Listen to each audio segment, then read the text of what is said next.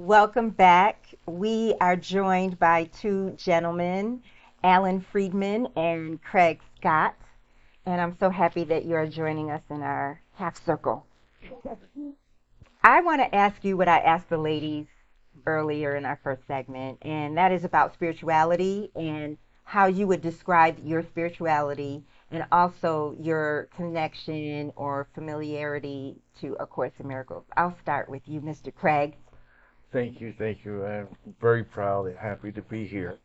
And spirituality for me is a exploration of my well-being and the type of life that I lived. I've always had a issue with fear, but I realized after learning more about my spirituality, it was faith. And my strong belief that is fear is the opposite of faith. So I started my life like that, and I've been very fortunate enough to. I've heard you mention about egos, and I know that my ego got in the way of a lot of my blessings. And once I found the path of going on my spirituality, it was then things really opened up and happened. So that's my take on spirituality. I know we don't have enough time for me to go fully into it, but there is more. And I know that A Course in Miracles is fairly new. What is your take on it so far? What I've read so far is things that I naturally felt, and it was very, very engaging for me to see it on paper. Because some of those things I just naturally felt and knew. And what I read just this morning, I was like, yeah, I know that. Yeah, I remember this. This is how I got to this point in my life. So that's how I feel about it. I think it's something that I was enlightened by. Thank you. Thank you. Alan, thank you for being here. How would you describe spirituality for you?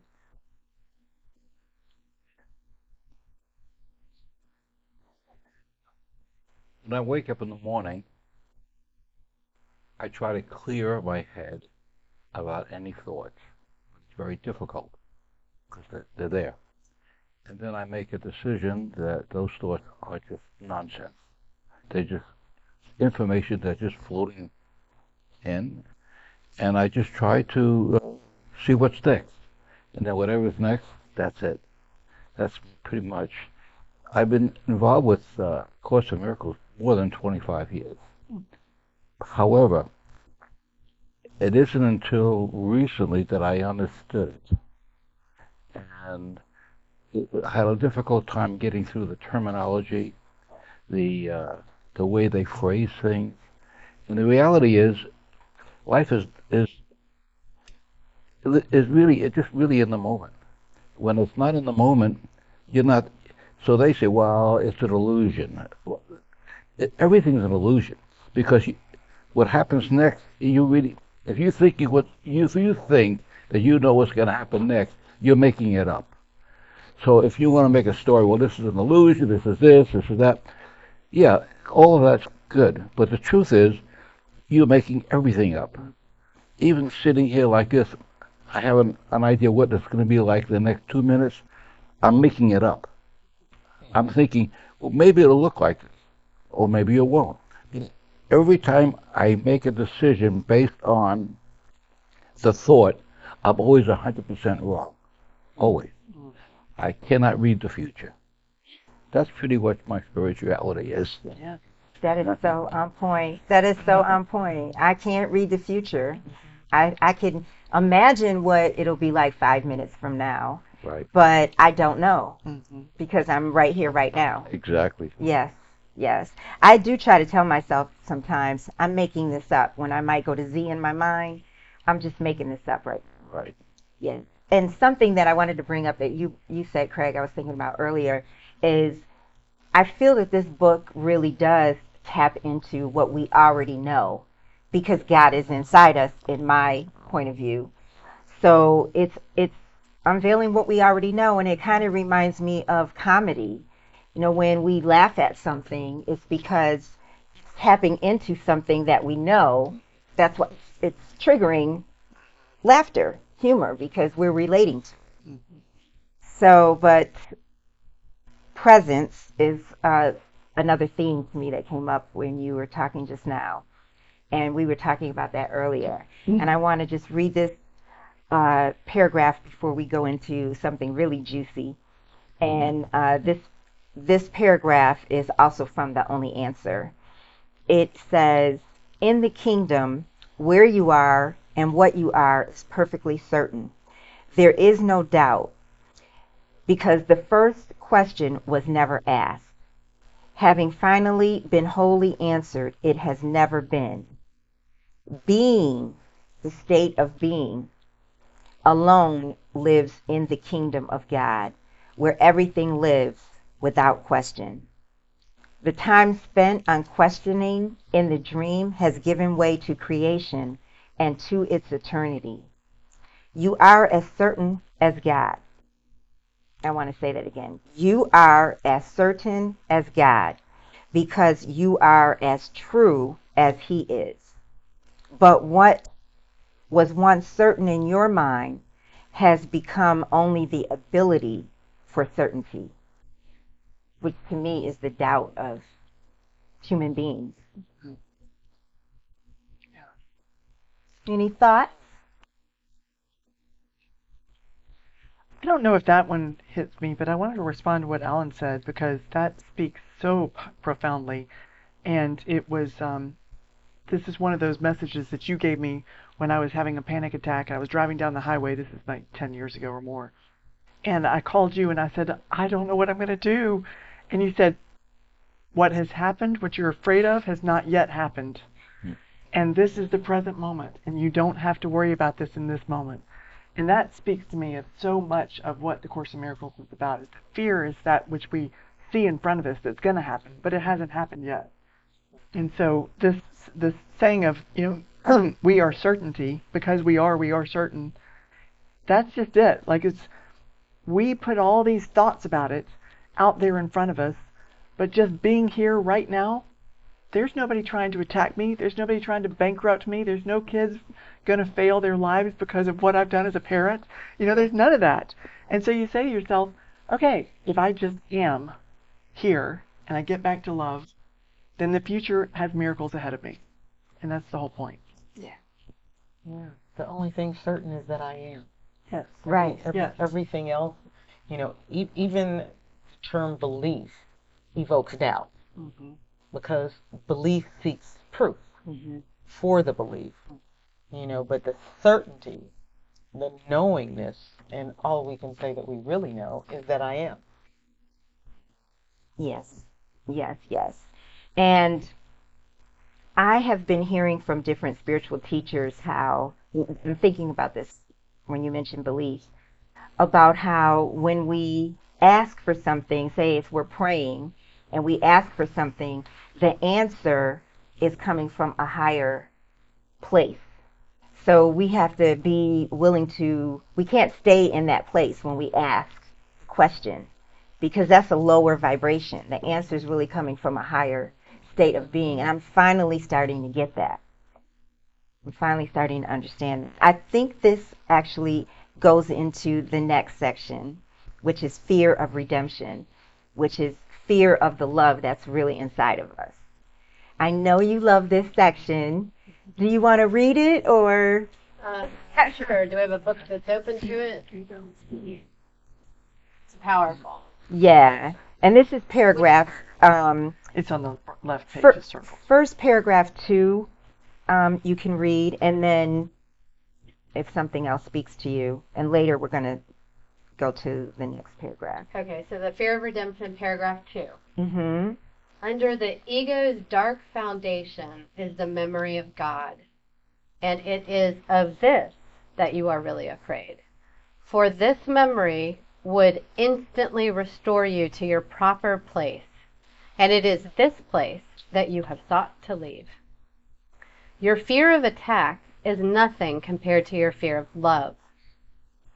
You would be willing to look even upon your savage wish to kill God's Son if you did not believe that it saves you from love. For this wish caused the separation, and you have protected it because you do not want the separation healed. You realize that by removing the dark cloud that obscures it, your love for your Father would impel you to answer His call and leap into heaven. You believe that attack is salvation because it would prevent you from this. For still deeper than the ego's foundation and much stronger than it will ever be is your intense and burning love for God and His for you. This is what you really want to hide. Powerful. Really powerful. What does this paragraph mean to you? So, I grew up with a mother who, the emotion will come, who taught very much the, hail and brimstone, fire, you're deceiving Jesus, when you do even minor things. Punishment was reading the Bible for hours, or long conversations about how disappointed God was in me for even minor things that a child does. So religion was very much something, as I evolved into adulthood, that I shunned, because it represented things, a punishment for things that I did, even minor things wrong. So finding my way back to God has been a journey, and it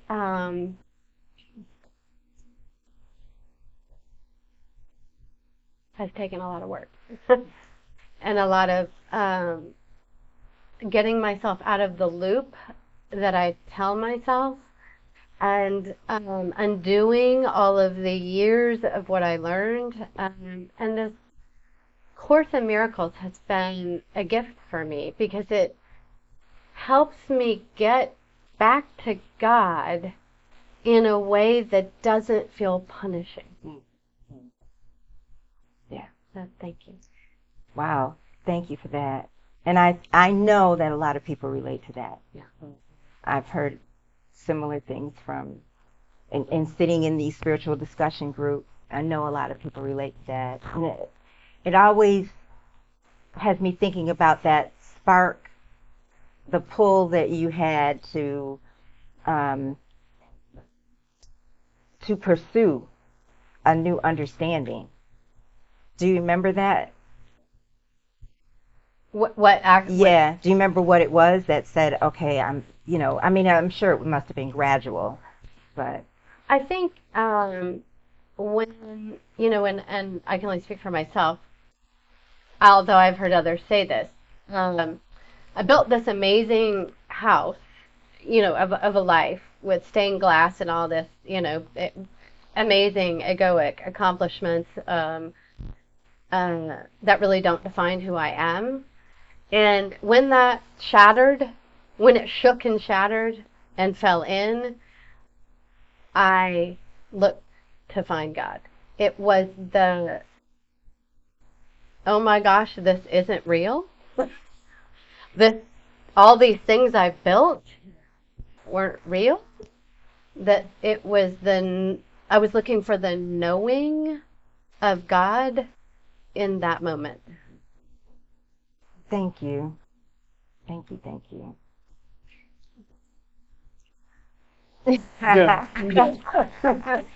I'm ready when you're ready to stop. Then I'll go.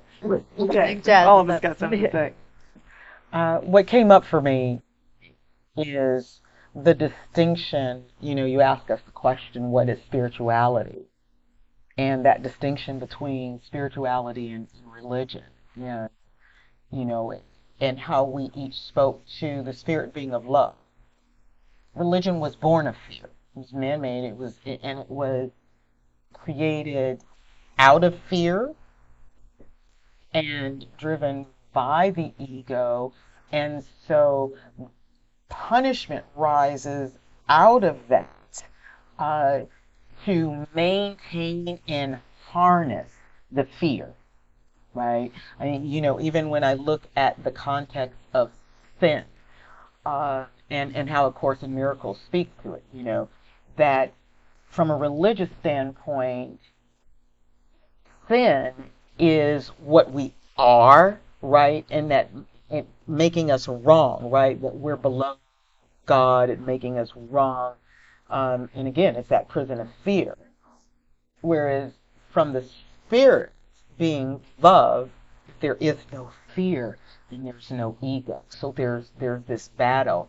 And I always relate to everything as water. So I go back to this water container and and I look at our parents and the society. Don McHale calls it the domestication of the planet, right? That in this domestication, we use fear as the container because of the fact that our ego can't understand love, right? Because it's made out of fear, right? And so that container of water that our parents poured into us, to me, this was the gift of the spirit of freedom, right? When I think of a religious background and all the exposures, it's that pure water that got poured into, right? So they poured in their fear, I poured in my anger, I poured in my prejudice, I poured everything in. And so religion seeks to contain that, right? And from the spirit, it breaks the walls of the glass because, I'm going to go back to what we were talking about earlier, the energetic bodies, that this is the illusion. This is just this form, but it's not who we are, right? And I think that fear of religion is what helps to contain us in that form space, whereas the spirit breaks that all away, and leading to what Alan was saying about that we really don't know, right? And so all there is the present moment. And in the present moment, fear cannot exist. It absolutely cannot. Because when we're having fear, it's a projection or it's a remembrance, but it is not present.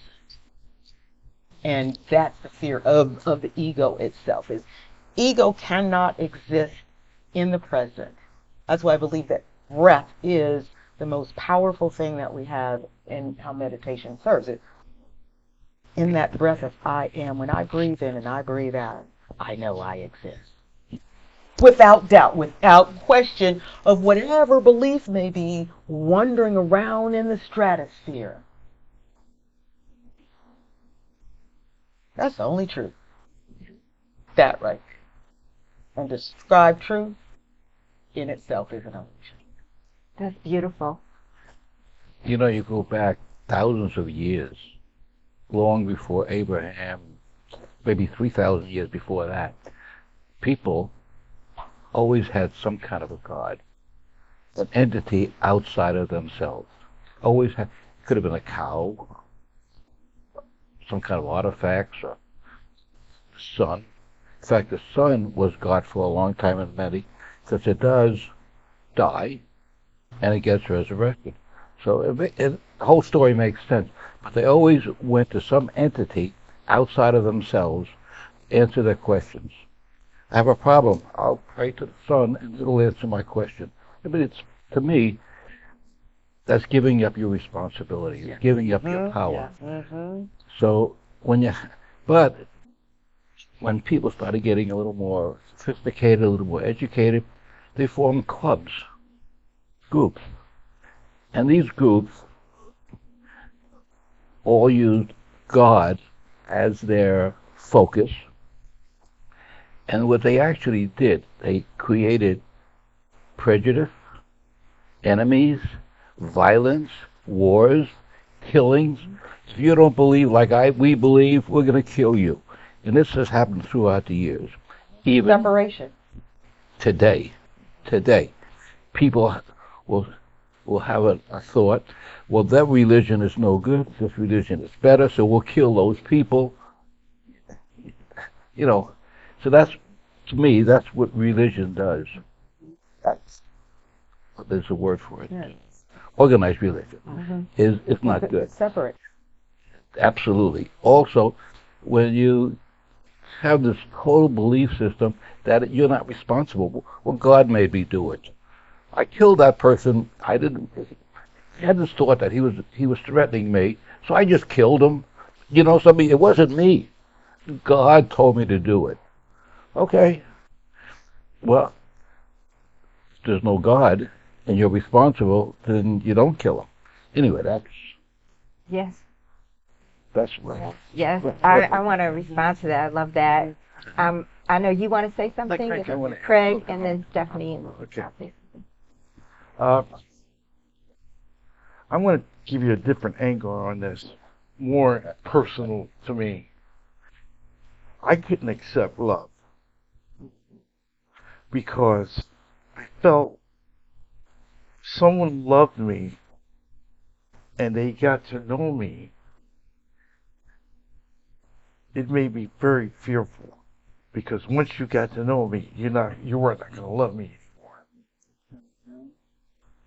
I was spiritually bankrupt. I had a hole in my heart, and I tried to fill that heart with a lot of different items, which I'm not going to go into, but you put two and two together, and I tried to medicate myself by doing this. It didn't work for me. And then once again, what caused this for me? Was it my ego? Was it my upbringing? What started this with me? Well, I couldn't accept love anymore. Once I realized that spirituality was the answer for me,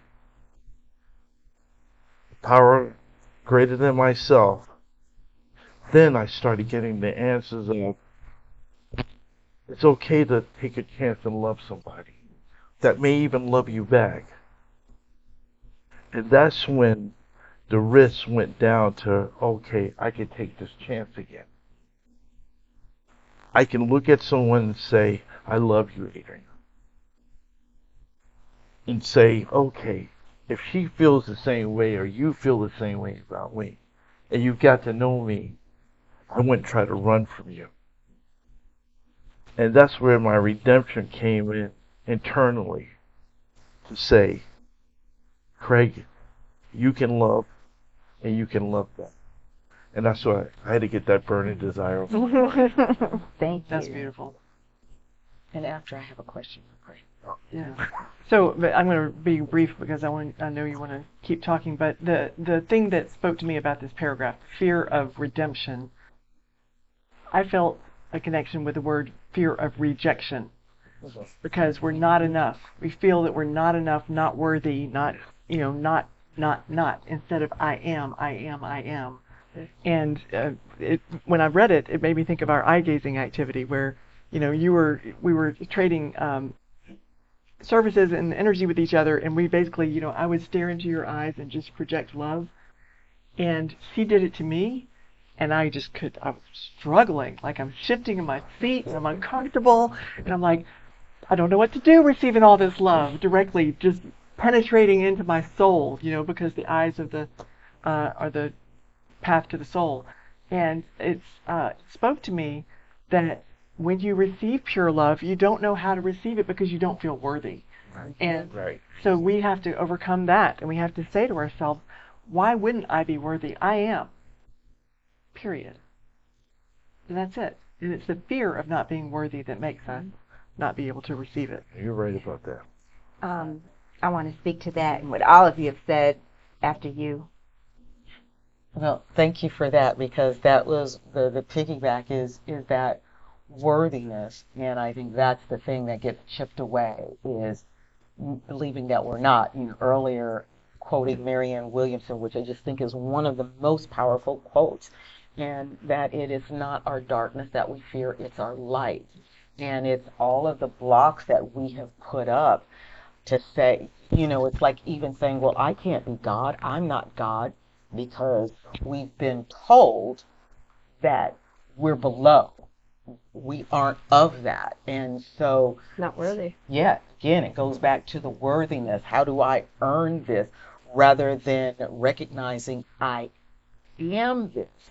And so my question for you, Craig, in terms of that spirituality and connecting with love, is how that connected you to loving yourself versus receiving it. How has it been for you in being that? Just by what you said earlier, of feeling worthy, that I am a worthy person.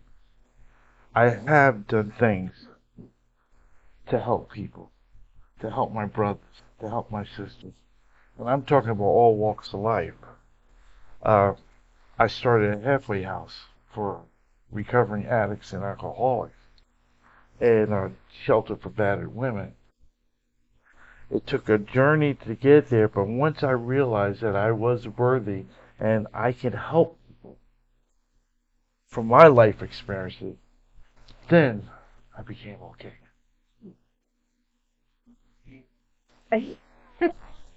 I'm looking at Jaaz. Thank you. But you, Well, that's been my whole journey with this book. It's when I was thinking about this when you were talking, Kimberly, my journey has been the other side. It's the worthiness. It has really helped me with self-love, and I can understand how I can understand how all of us are worthy. All of you are worthy. Everybody in this room is pure, pure love. Like, we are a child of God. We're love and nothing but love. But the struggle has been, I am too, because of the reasons that you've said that. And the truth is, just by existing, we are love. We don't even have to do anything. Just be, because of who we are. We are love. And this paragraph, I wrote this down. It's saying, for me, I'm afraid to look upon the actual love I would find if my ego was set aside.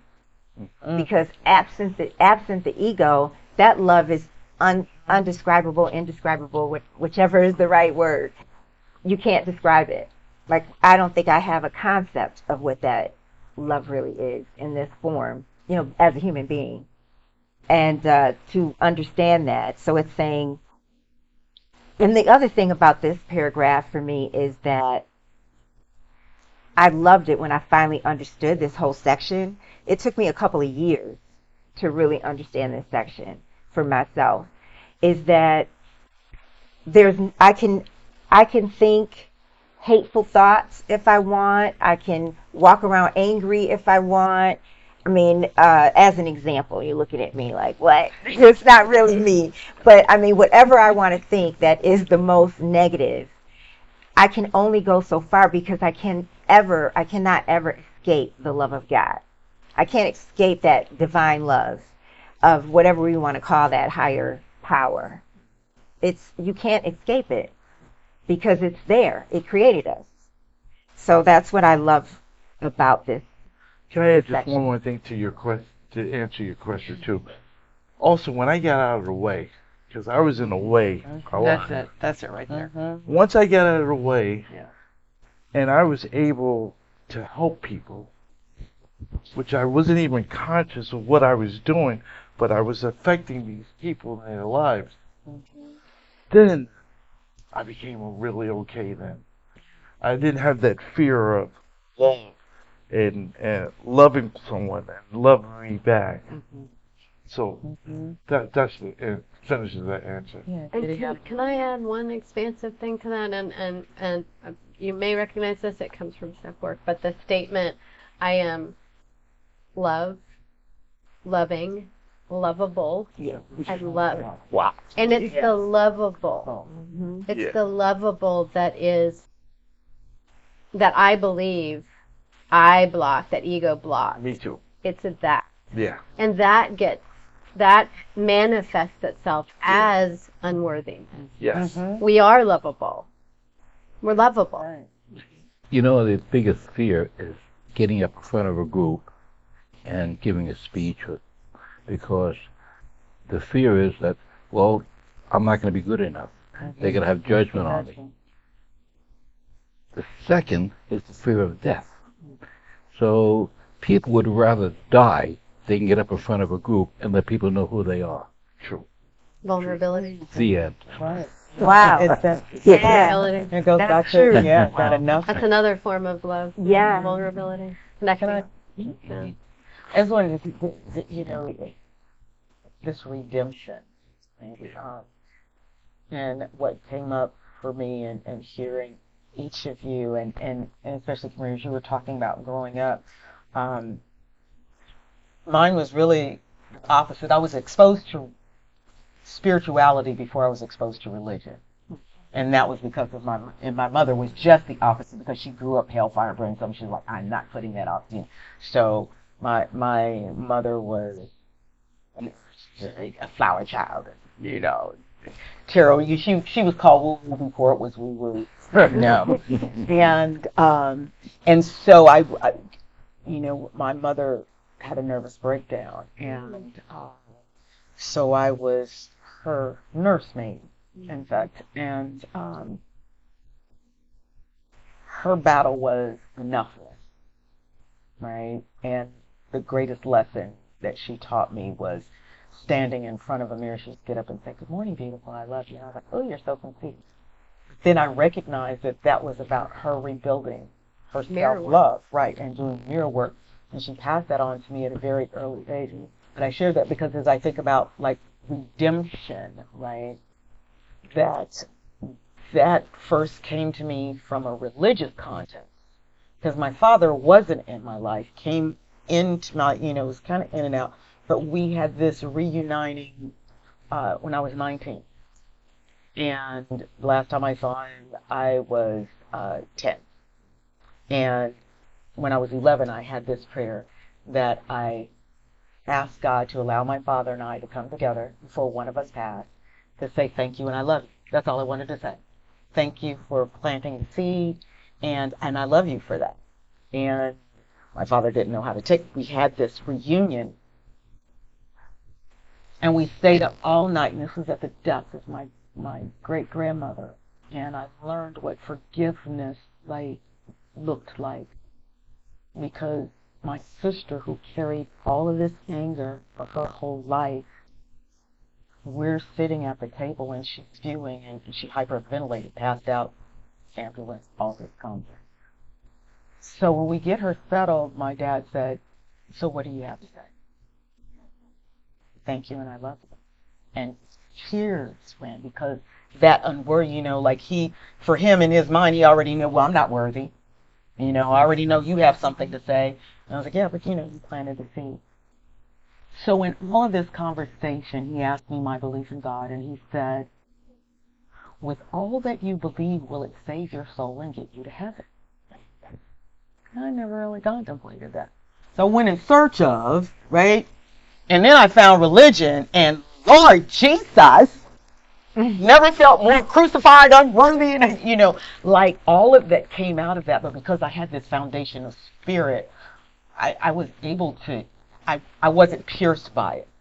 But I never received as much judgment and condemnation in my life to receive redemption as I did in that exposure. And what I came to understand, that it wasn't about seeking redemption. I don't need to be redeemed. I just need to recognize that I'm already liked and I'm already loved. So to me, it goes back to being able to remove those those blocks, and it's those outside forces, society, that plants into us the unworthiness. It doesn't come from us. It gets put in us. Right. That's the contamination. Right. And this book speaks to forgiveness Yeah. and says, the way I understand it, that if we can forgive ourselves, which we have a need for forgiveness, it says that God or our higher power doesn't have a need. Doesn't have that need for us to do that. That's great. But that, but that we have a need for forgiveness. And that if we can start with ourselves and forgive ourselves for whatever we think we did, then we can forgive our fellow man, which I personally know that's true. If I've gotten through some kind of an issue where I forgave myself, then when I encounter that, it's nothing, for me when I see it with somebody else. I have nothing but the grace, but grace. And then yesterday I was listening to this brief clip that included Iyanla Vanzant, and she is really about this year. She thinks this is a year of reckoning, all these different controversies coming about, right? And that it's a year of, you really have to do the work, which I really wholeheartedly believe. We have to decide who we are. That's why I love this book so much for myself, because it was a decision of I want to be an authentic person. I want to live authentically. And that's because of that young lady over there. And I was talking to her after so long, and she was living an authentic life, and I wasn't. And I knew I wanted to. And that the only way I could continue to exist without my mother, who had died recently at that point, was to live authentically. And this is what I believe. This is what has been true for me also. So it's a matter of living it, right? So I'm saying that to talk about like doing the work, which is not easy. You learn one thing, you conquer one thing, and there's something else to conquer. But Iyanla, she said, I was like, wow. She said, are we making, as a society, are we making room for someone to forgive? Are we making room to forgive? If we don't like the apology that someone offers, are we giving them grace? Maybe that's the best they could do in that moment, And I'm not speaking to anything specific. I'm saying what she was talking about. And I thought, that's really true. I can criticize somebody for the way that they apologize, and am I giving them room for forgiveness? And I know I'm a forgiving person, but what am I doing in that moment that I disagree with how they delivered that? Yeah. So we don't have that much longer. I want to share real quick this line. You are more afraid of God than of the ego, and love cannot enter where it is not welcome. I love that. But hatred can, for it enters of its own volition and cares not for yours. Drop the mic.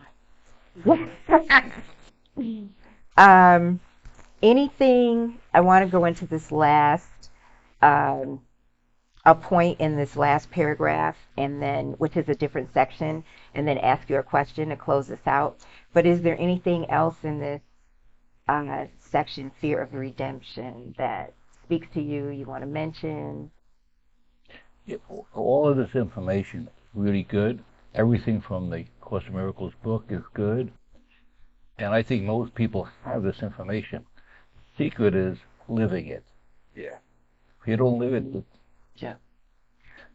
that's the bottom line. That's right. You can study something all day long and Right. put it into practice. And it goes to what you read in the very beginning of the book, really. Being open to receive it Right. and living it. And to be it. Ellen? Yeah. Something that always troubled me with people, and even myself at times. I would ask God to forgive me, and people would say, well, God will forgive you your sins and everything else. But I had such a problem forgiving myself. Mm-hmm. And then I would say, well, okay, why am I higher than God? Because if God says He forgives me, how come I got a problem? You know, I should be okay with this. That's what I just Your report. Yeah. No, that's real. That is real. That's a very good point. There is a section in the back of the book, and it is called Development of Trust. And it speaks to if we're on a spiritual journey of really trusting God, the phases that we may go through. So it says that we'll go through a period of undoing, a period of sorting out, a period of relinquishing, a period of settling down, which is quiet time. Like we've done a lot of work. Now we're just going to be still for a while. And then this next phase is called a period of unsettling. And it says that can be a difficult thing because we figure things out. We know what we value. We know what we don't value. But it says all we really learned so far is what I just said. We don't want the valueless. We do want the valuable. And then things can seem meaningless. The bottom line is, it says, we want to get to a state where we learn to lay all judgment aside and ask only what we really want in every circumstance. And that can sound selfish, but I don't think it is. Personally, I think it's, how can we serve if we're not really doing it from a place of, true authenticity? So do I really want to do this? How do I feel about this? What are the reasons? So I think that is just so powerful. I loved this paragraph. And one of the things that resonated with me when I read it was we are always on a learning journey. Our whole life this is Earth school to me. I mean, that's my belief. And so we have to know that we are always going to have a little bit more of the veil coming up as we go through these experiences. And other people have their own perspectives and their own experiences, and they've got different parts of the veil, perhaps. So we learn from each other. And one of the things that I sort of use as a mantra for myself is I'm going to be neutral to the outcome. Because then if I don't have any expectations about what's going to happen, I leave room for grace, I leave room for miracles, I leave room for other people to step up and do their part. And there's a place for me to show up authentically and do my part and still have a lot of open ground for other people to step up and do their part and miracles to happen, as part of the experience. So I really liked the unsettling because it says you're never done. You're never done with school. Right. And you just got to keep on learning and keep on growing and not have this sense of accomplishment that you're finally arrived. Call that no finish line. Yeah. I love that. No finish line. I love that. I love Great. what really came up for me in what you said, Stephanie, was I feel like just for me, I may think, okay, like this little path right here is the peace that I'm receiving or the gift, right? And what I'm not seeing is the 365 degrees Yes. of what this could be, Yes. what this period of unsettling could result in, and how great it is once the glass house is gone and the egoic pieces are shattered, the amazing gifts that are on the other side of that through this journey. Yeah. When I first read this, it really made me unsettled. Because I thought I had done a lot of work. And I was like, what? I'm going to get to, this discomfort? But yeah, that's the bottom line, what you're saying. It's not done. There's no finish line. Yeah. Yeah. It's that expression, every time we graduate, we become a freshman again.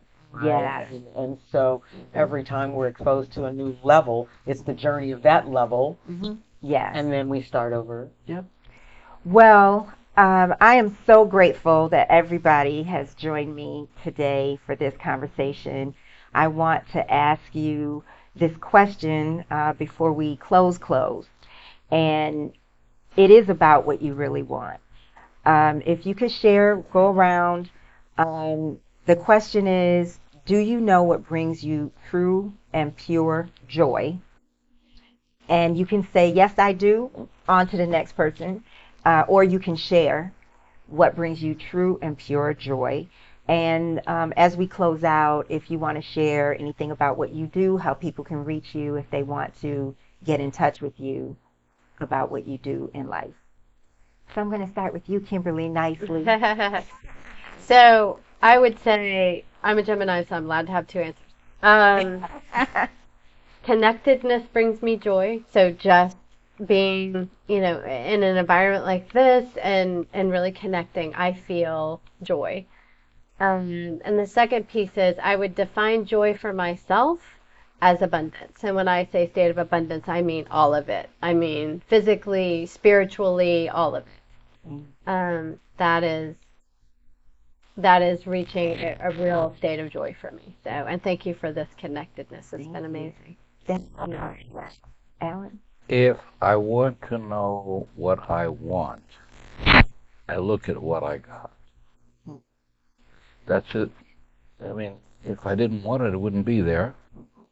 And if I do want it, I'll have it. So if I want to know what I want, I look at what I got. Yeah. That is so true. Jaaz Jones, what brings you true and pure joy? And share how people can reach you. That brings me pure joy. To be wholly present and in full gratitude of breath. Because that's everything to me is, it's spirit, it's light, it's everything all encompassed. And it's to inhale, thank, exhale, you. And every time I do that, I am overflowing with joy. Yeah. And that being said, I'm an energy empowerment coach. And I believe that my calling and what I'm here is to be of service, which is why I'm so attracted to A Course in Miracles, because I believe that in the work that I do, it is to help people first identify the blocks and then to release them. And I do that through energy work and breath work.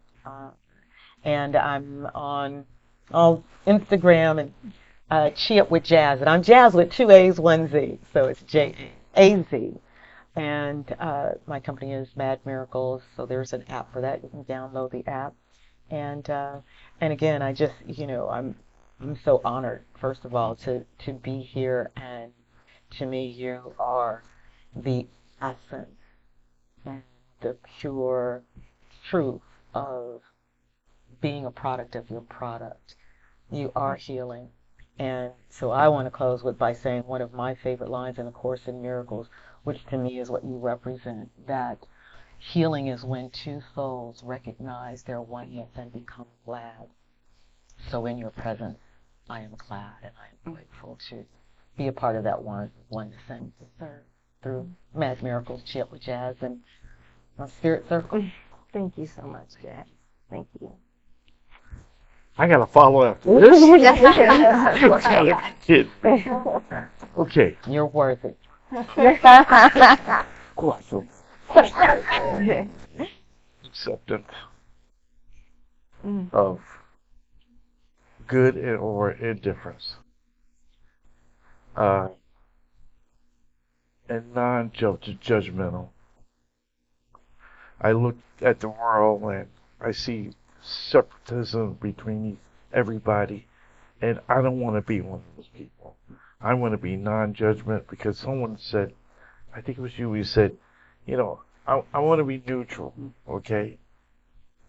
I'm not going to judge you because you're political or religious or atheist or whatever. I'm going to accept you for who you are. And that's the way I want to live my life, and that will make me happy. Thank you. Yeah. I don't know how that came. Miss Stephanie? So I feel joy when I surrender to my spirit.